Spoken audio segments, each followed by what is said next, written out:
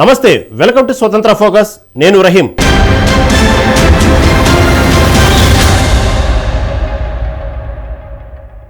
ఢిల్లీ రాజకీయాలు రసకంతగాయంలో పడ్డాయి. ముఖ్యమంత్రి పదవికి కేజ్రీవాల్ రాజీనామా చేశారు. ఈ నేపథ్యంలో ఆమ్ ఆద్మీ పార్టీ సీనియర్ నేత అతీషీ నూతన ముఖ్యమంత్రిగా ఎన్నికయ్యారు. ఆప్ శాసనసభ్యుల సమావేశంలో అతీషీ పేరును అరవింద్ కేజ్రీవాల్ ప్రతిపాదించారు. మద్యం కుంభకోణానికి సంబంధించిన మనీ లాండరింగ్ కేసులో 6 నెలల పాటు జైల్లో ఉన్న కేజ్రీవాల్ ఇటీవల బెయిల్పై విడుదలయ్యారు. ఈ నేపథ్యంలో ముఖ్యమంత్రి పదవికి రాజీనామా చేసి ప్రజాక్షేత్రంలో తన నిజాయితీని నిరూపించుకోవాలని కేజ్రీవాల్ నిర్ణయించుకున్నారు. ఇంతకీ అతీషీ ప్రత్యేకత ఏమిటి? ఢిల్లీ భవిష్యత్తు రాజకీయాలు ఎలా ఉండబోతున్నాయి? ఆమ్ ఆద్మీ పార్టీలో ఏం జరుగుతుంది? కేజ్రీవాల్ రాజీనామా పాచికను బీజేపీ ఎదుర్కోగలదా? ఈ అంశాలపై ఇవాళ స్వతంత్ర ఫోకస్.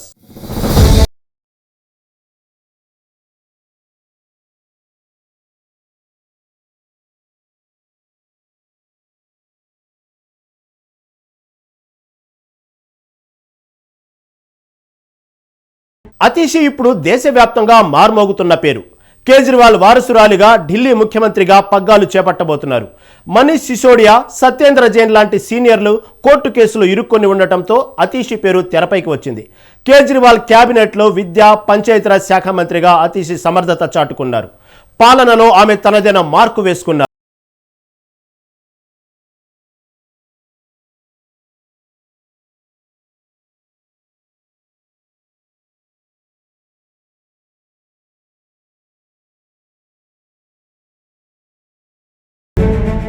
ఢిల్లీ రాజకీయాల్లో కొత్త అధ్యాయం మొదలైంది.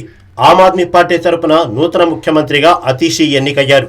తాజాగా జరిగిన ఆమ్ ఆద్మీ పార్టీ శాసనసభ్యుల సమావేశంలో అతీషీ పేరును అరవింద్ కేజ్రీవాల్ ప్రతిపాదించారు.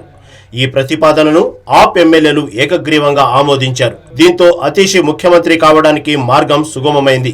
అరవింద్ కేజ్రీవాల్ క్యాబినెట్లో అతీషీ సీనియర్ మంత్రిగా ఉన్నారు. ఫైనాన్స్, రెవెన్యూ, ఎడ్యుకేషన్, పంచాయతీరాజ్ వంటి కీలక శాఖలను ఆమె నిర్వహించారు.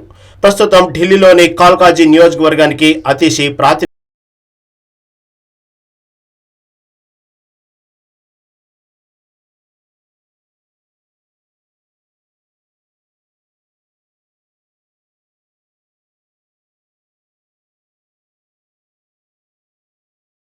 మద్యం కుంభకోణానికి సంబంధించిన మనీ లాండరింగ్ కేసులో కొంతకాలం కిందట అరవింద్ కేజ్రీవాల్ అరెస్ట్ అయిన సంగతి తెలిసిందే. ఇందుకు సంబంధించి ఎన్ఫోర్స్మెంట్ డైరెక్టర్ ఆయనపై కేసు నమోదు చేసింది. ఈ కేసులో ఆయనకు బెయిల్ వచ్చింది. అయితే అటు ఈడీ కేసులో బెయిల్ రాగానే ఇటు సిబిఐ ఆయనను అరెస్ట్ చేసింది. దీంతో కేజ్రీవాల్ 6 నెలల పాటు తిహార్ జైల్లో ఉండాల్సి వచ్చింది. కాగా కేజ్రీవాల్ కు ఇటీవల సుప్రీంకోర్టు ఆయనకు షరతులతో కూడిన బెయిల్ మంజూరు చేసింది. దీంతో బెయిల్ పై కేజ్రీవాల్ బయటకు వచ్చారు.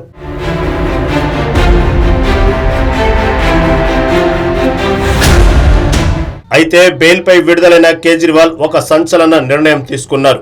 ముఖ్యమంత్రి పదవికి రాజీనామా చేస్తానని ప్రకటించారు. తిరిగి ప్రజల దగ్గరకు వెళ్తానన్నారు. ప్రజా తీర్పును కోరతానన్నారు. ప్రజల తనకు అనుకూలంగా తీర్పు ఇచ్చేంత వరకు ముఖ్యమంత్రిగా కొనసాగేది లేదని స్పష్టం చేశారు. ఢిల్లీ అసెంబ్లీకి మధ్యంతర ఎన్నికలు నిర్వహించాల్సిందిగా ఎన్నికల సంఘాన్ని కోరతానని కేజ్రీవాల్ వెల్లడించారు. ఈ నేపథ్యంలో రాజకీయ పరిణామాలు జోరందుకున్నాయి. ఆమ్ ఆద్మీ పార్టీ ఎమ్మెల్యేల తాజా సమావేశం అతీషీని లెజిస్లేచర్ పార్టీ నాయకురాలిగా ఏకగ్రీవంగా ఎన్నుకుంది. అంతకుముందు కేజ్రీవాల్ వారసులుగా అనేక పేర్లు తెర మీదకు వచ్చాయి. కేజ్రీవాల్ సతీమణి సునీత, సౌరభ్ భరద్వాజ్, కైలాస్ గెహ్లాట్ సహా మరికొన్ని పేర్లను తెర మీదకు తెచ్చారు. అయితే చివరకు అతీషీ పేరును కేజ్రీవాల్ ప్రతిపాదించారు. వాస్తవానికి కేజ్రీవాల్ 6 నెలల పాటు జైలులో ఉన్నప్పుడు ఢిల్లీ సర్కార్ పాలన బాధ్యతలు అతీషీనే చూశారు.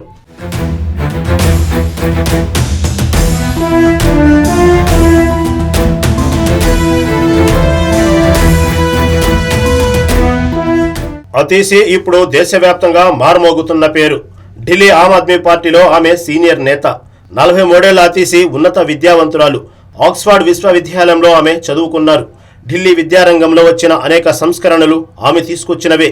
కేజ్రీవాల్ హయాంలో ఢిల్లీలోని ప్రభుత్వ పాఠశాలలు కొత్త సొబగులు అద్దుకున్నాయి. ప్రైవేట్ స్కూల్స్ కు ధీటుగా గవర్నమెంట్ పాఠశాలలు తీర్చిదిద్దారు. ఇందులో అతీషీ కంట్రిబ్యూషన్ ఉందన్నది ఆమ్ ఆద్మీ పార్టీ వర్గాల కథనం. అతీషీ 2020లో తొలిసారి ఆమ్ ఆద్మీ పార్టీ టికెట్ పై ఎమ్మెల్యే అయ్యారు. శాసనసభ్యురాలుగా ఢిల్లీ అసెంబ్లీలోకి అడుగుపెట్టారు. 2023లో తొలిసారి ఆమె మంత్రి అయ్యారు. మొదట ఆమెకు విద్యాశాఖ కేటాయించారు.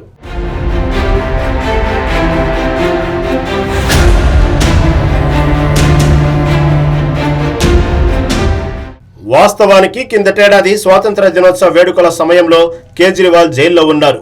దీంతో తనకు బదులుగా జాతీయ జెండా ఎగురవేసే అవకాశాన్ని అతీషికిచ్చారు కేజ్రీవాల్.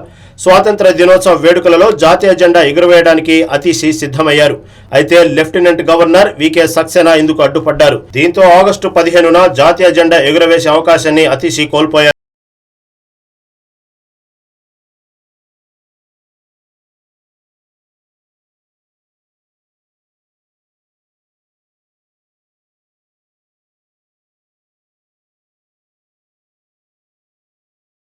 దేశీ విద్యావంతుల కుటుంబంలో జన్మించారు. ఆమె తండ్రి విజయ్ కుమార్ సింగ్ ఢిల్లీ యూనివర్సిటీలో ప్రొఫెసర్గా పనిచేశారు. ఢిల్లీలోని స్ప్రింగ్డెల్ స్కూల్లో ఆమె చదువుకున్నారు. అనంతరం సెయింట్ స్టీఫెన్స్ కాలేజీలో అతీషి డిగ్రీ చదివారు. ఆ తర్వాత మాస్టర్స్ చదవటానికి విదేశాలకు వెళ్లారు. ఆక్స్ఫర్డ్ యూనివర్సిటీలో ఉన్నత చదువుల తర్వాత ఆమె స్వదేశానికి తిరిగి వచ్చారు. మొదట స్వచ్ఛంద సంస్థలతో ఆమె పనిచేశారు. ఆ తర్వాత రాజకీయ రంగంలో